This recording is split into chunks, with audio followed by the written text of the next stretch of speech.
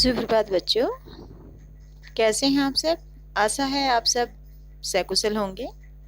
और जो हम पढ़ रहे थे कल हमने क्या पढ़ा? अहमदनगर का किला। अहमदनगर का किला हमारी कौन सी पुस्तक का भाग है? भारत की खोज का पाठ नंबर 1।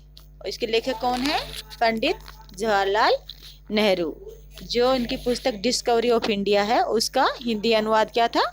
भारत की खोज। तो भारत की खोज कल हमने पढ़ा कि किस तरह स्वतंत्रता आंदोलन के समय नेहरू जी को जेल में डाला गया।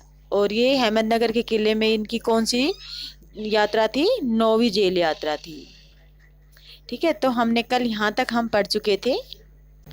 यहाँ तक हमने कल पढ़ लिया था कि उस किले से जुड़ी चांद बीबी की घटना आज भी मुझे याद है। और चांद बीबी की विशेषता क्या थी? वो एक बहादुर महिला थी, एक साहसी महिला थी, और उन्होंने अकबर की सेना के विरुद्ध हथियार उठाए थे।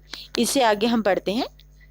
खुदाई के दौरान हमें जमीन की सतह के बहुत नीचे दबे हुए प्राचीन दीवारों के हिस्से और कुछ गुंबदों और इमारतों के ऊपरी हिस्से मिले। गुंबद क्या होते हैं?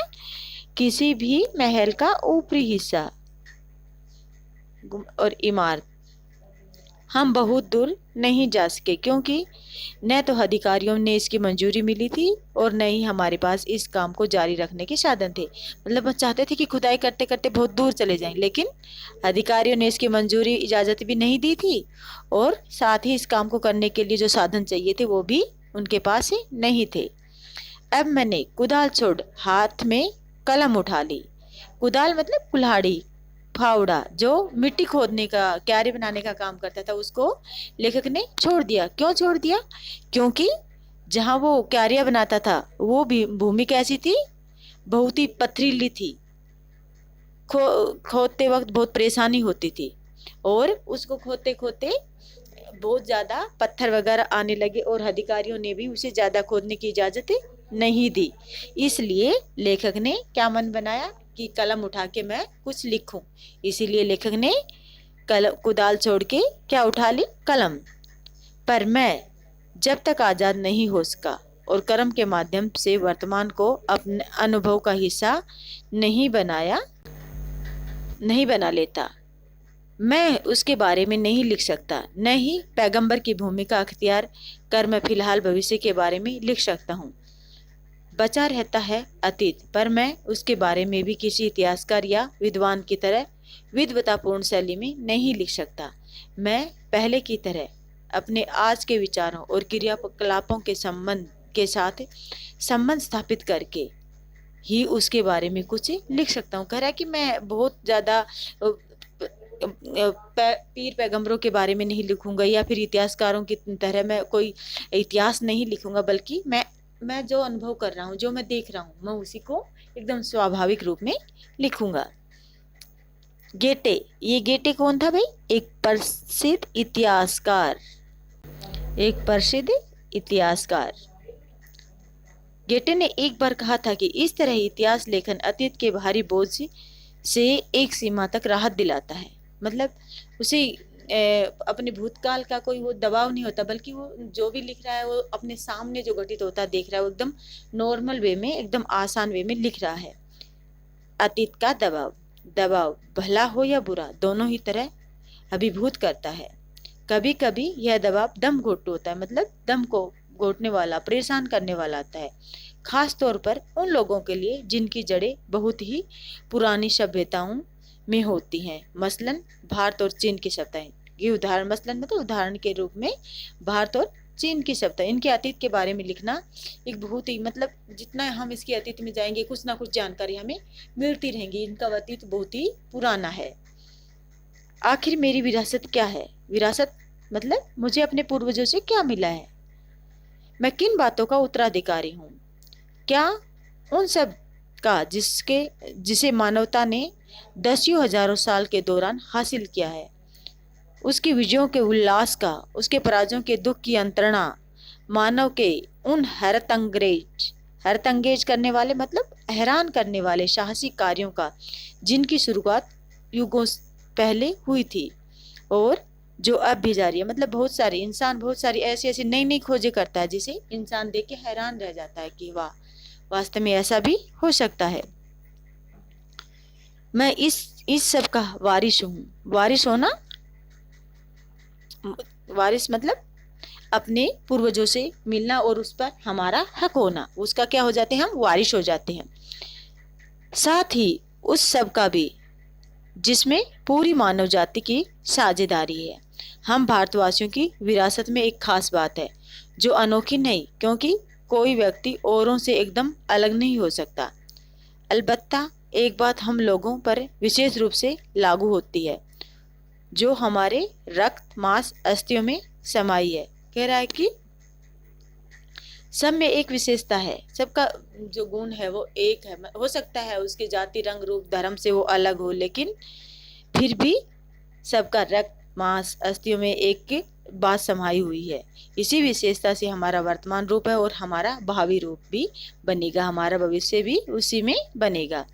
इसी विशिष्ट विरासत का विचार और वर्तमान पर इसे लागू करने की बात एक लंबे अरसे से मेरे मन में घर गए कर जाना, समा जाना एकदम, कि उसको पाना है, करना है, ये उसके मन में बैठी हुई है ये बात। मैं इसी के बारे में लिखना चाहता हूँ। विषय की कठिनाई और जटिलता मुझे भयभीत करती है। मुझे लगता है कि मैं स्थायी तौर पर इसका स्पर्श ही कर सकता हूँ। स्थायी तौर पर स्पर्श कर पाना मतलब मैं गहराई तक नहीं जा सकता। मैं उसका जो वर्णन कर रहा हूँ बस थोड़ा बहुत ही कर सकूंगा, लेकिन उसका गहराई से मैं ही नहीं कर पाऊंगा। यहाँ लेखक किसकी बात कर रहा है, वो अपने प्राचीन इतिहास को, अतीत को, जो उसने देखा या जो हुआ उसे वो उसका वर्णन करना चाहता है। तो आज का कि अहमदनगर के किले में लेखक ने डिस्कवरी ऑफ इंडिया अर्थात भारत की खोज नामक पुस्तक लिखी। तो कल हम हमारा अगला पार्ट जो जिससे उन्होंने शुरुआत की थी वो हम पढ़ेंगे। आज के लिए इतना ही। आज एक बार हम इस पार्ट को फिर से देख लेते हैं। ये क्या था, ये अहमदनगर का किला, ऊंची ऊंची दीवारें, पथरीली भूमि, और जब इनको खोदते हैं तो क्या निकलती है, और हमारे प्राचीन अवशेष निकलते हैं। मिट्टी के नीचे प्राचीन अवशेष जो हमारे प्राचीन काल की सभ्यता के बारे में बताते हैं। तो आज हमने पढ़ा, क्या पढ़ा, अतीत का दबाव, की लेखक किस तरह अतीत के दबाव लिखना चाह रहा है अपने अतीत के बारे में, लेकिन उसे डर भी है कि कहीं मैं इस एक जटिल विषय को को अच्छे से लिख पाऊंगा कि नहीं। इसमें हमने देखा ये लेखक की कौन सी जेल यात्रा थी, 9वीं। लेखक को अपने आए हुए 1 महीना हो गया। या समय का पता इस किले में कैसे लग पाता था, क्या कोई कैलेंडर या घड़ी उनके पास थी, नहीं। तो कैसे पता चलता था, चांद को देखकर। ठीक है, लेखक जब शुरू में वहां आया तो क्या काम करता था, क्या काम करना शुरू किया, घंटों तेज धूप में एकदम फावड़े से या कुदाल लेकर मिट्टी खोदता और फूलों की क्यारियां बनाता। लेकिन वो धरती कैसी थी, पथरीली और पुराने मलबे से दबी हुई थी, इसलिए उसे खोदना बहुत ही परेशानी की बात थी। एक ऐसी कौन सी घटना थी जो लेखक को अभी भी याद है और जो अहमदनगर के किले से जुड़ी हुई थी, वो कौन सी थी, चांद बीबी की घटना। चांद बीबी कौन थी, चांद बीबी एक बहादुर महिला थी जिसने अपने साहस, बहादुरी और पराक्रम का परिचय दिया और अकबर की शाही सेना के विरुद्ध युद्ध किया, लेकिन अपने ही एक गद्दार किसी आदमी के द्वारा वो मारी गई। तो इससे आगे हम भारतीय खोज का अगला पार्ट पढ़ेंगे। आज के लिए बस इतना ही बच्चों। आज के जो 3% जो बनते हैं, 3 या 4% हैं, उनको कि लेखक की कौन सी जेल यात्रा थी, भारत की खोज के लेखक कौन है, पंडित जवाहरलाल नेहरू। लेखक की कौन सी यात्रा थी, 9वीं जेल यात्रा थी।